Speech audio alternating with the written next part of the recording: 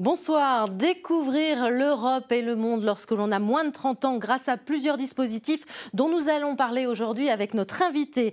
Des dispositifs qui favorisent les échanges interculturels et intergénérationnels à travers des chantiers internationaux, des missions de volontariat de quelques semaines à plusieurs mois. Certains séjours sont entièrement pris en charge par l'Union européenne qui favorise la mobilité des jeunes. Des chantiers dans notre région accueillent également de jeunes bénévoles. Exemple, au château de Montgibert, dans l'Allier, depuis 50 ans, des bénévoles travaillent sur la consolidation des remparts de ce château vieux de 800 ans.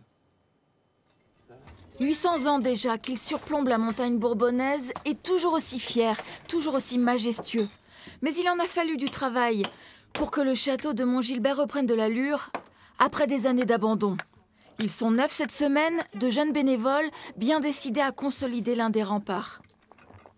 Et là, vous allez donc faire la même chose que d'habitude sur les autres murs. Vous venez vraiment remplir ici. Et petit à petit, on monte et on arrive en pression. D'accord ? Il y a beaucoup de plaisir parce que ce sont vraiment des pratiques plutôt authentiques. Et donc je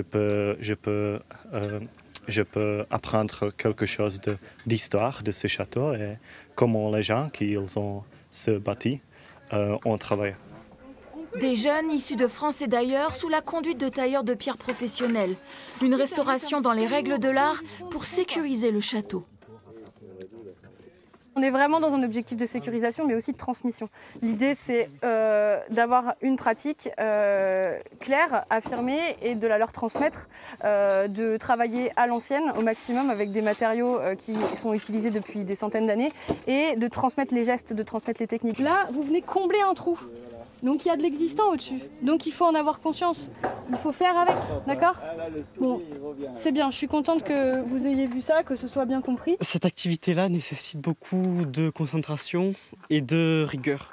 Donc c'est des compétences en fait qu'on développe quand on participe à un tel chantier. Un travail de patience, cela fait 50 ans maintenant que des bénévoles, chaque été, remontent rejointes, sécurisent un bout de mur. Et petit à petit, cette forteresse de 1 hectare redresse la tête par-dessus la végétation. Une histoire d'amour, de passionnés.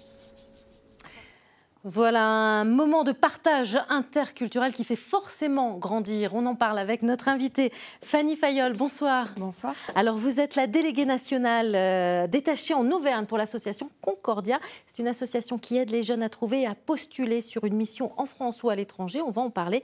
Plusieurs dispositifs existent concernant les missions sur les chantiers comme on vient de voir dans ce reportage. Quelles peuvent être ces missions ? Alors, les chantiers, c'est assez divers. Vous pouvez avoir des chantiers de rénovation de patrimoine bâti, par exemple. Des chantiers où vous allez construire un sentier pour accéder à un monument historique. Ça peut être un chantier en lien avec l'art, avec la culture. Donc, il y a vraiment un panel de chantiers qui s'adapte à tous les jeunes. À tous les jeunes. C'est un engagement sur quelle durée ? C'est un engagement sur 2 à 3 semaines. Donc, sur en France ou à l'étranger. Quelle est la tranche d'âge ? Alors, il y a des chantiers qui sont plutôt pour les adolescents, 15-17 ans, et des chantiers à partir de 18 ans. 18 ans et plus, comme on dit, donc il n'y a pas de limite pour s'inscrire sur un chantier. Comment ça s'organise ? Ils ne font pas du travail toute la journée, quand même ? Non, alors le groupe donc, de 10 à 15 participants est encadré par 2 animateurs, un animateur vide-groupe et un animateur technique. Donc le matin, c'est le temps de chantier et l'après-midi, c'est le temps de découverte du patrimoine local. C'est vraiment un projet qui s'inscrit dans du développement local aussi. Justement, sur les chantiers, plusieurs nationalités, là aussi, même si on reste en France, c'est un moyen de voyager aussi grâce à ces autres jeunes qui viennent d'ailleurs. Oui, bien sûr, le chantier, c'est vraiment la découverte interculturelle, c'est la vie collective qui s'organise avec différentes langues, différentes cultures, différents plats aussi. Donc c'est vraiment une richesse. Forcément, il faut au moins une notion d'anglais ? Oui, c'est mieux d'avoir une petite notion d'anglais. Et ensuite, dans le groupe international, il y a plein de langues qui coexistent. Donc, il faut se lancer, même si on ne maîtrise pas l'anglais parfaitement. Vous allez organiser en Auvergne 8 chantiers. Quelques exemples, justement ? Oui, alors il y a des partenaires, certaines communes qui organisent des chantiers depuis très longtemps, comme Pont du Château. Donc, autour de la rénovation plutôt du patrimoine bâti. Allègre aussi, qui est une petite ville médiévale en Haute-Loire, où on va réaménager le jardin médiéval Voilà quelques exemples de chantiers en Auvergne cet été. Ça coûte combien de participer à un chantier comme ceux-là? Oui. Alors, il y a deux prix, un prix pour les adolescents et un prix pour les adultes.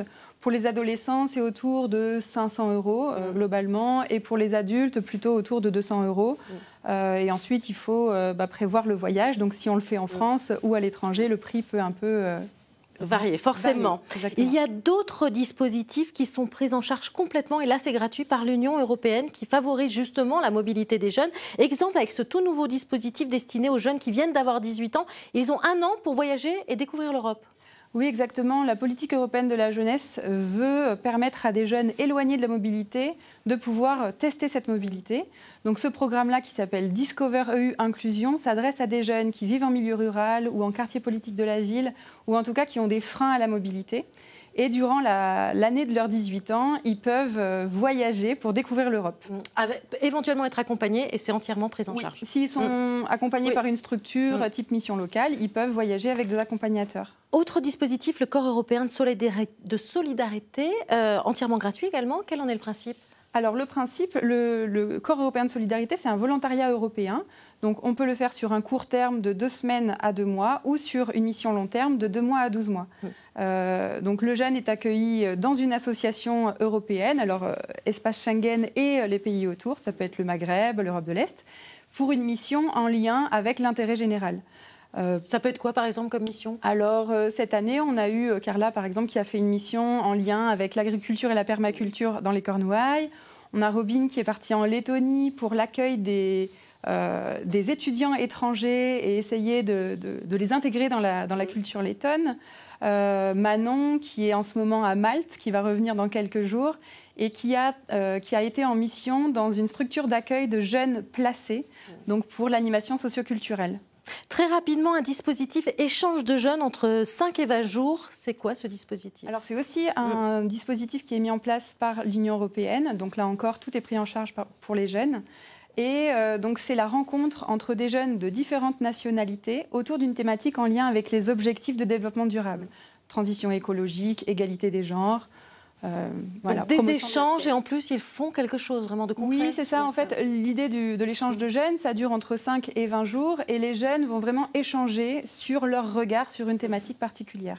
On peut s'inscrire, c'est en ce moment, et vous accompagnez sur tous les projets justement ? Oui, alors nous, Concordia, on accompagne les jeunes justement sur un parcours d'engagement. Donc ils peuvent commencer avec un volontariat service civique en France, continuer avec une mission à l'étranger court terme, puis long terme.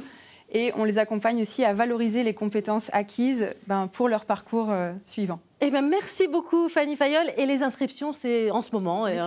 Merci beaucoup. Merci. Et justement, pour plus d'informations sur le site concordia.fr. Et n'hésitez pas à partager vos expériences sur nos réseaux sociaux et sur notre groupe Facebook. L'info en plus dans Ici 1920 et nous écrire par mail à cette adresse. En attendant, restez avec nous. L'information continue dans Ici 1920 avec ce qu'il faut retenir de l'actualité.